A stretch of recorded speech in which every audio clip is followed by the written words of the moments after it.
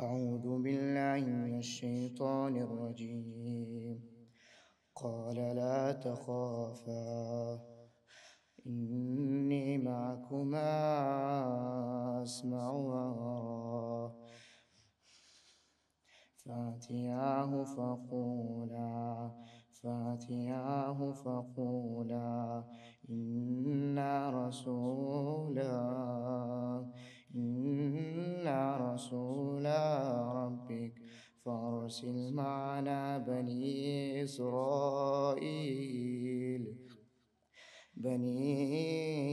إسرائيل ولا تعذبهم قد جئناك بآية من ربك والسلام على من اتبع الهدى.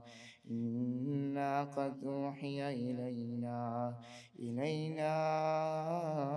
أن العذاب على من كذب وتولى. قال فمن ربكما يا موسى قال ربنا الذي أعطى كل شيء خلقه ثم هدى.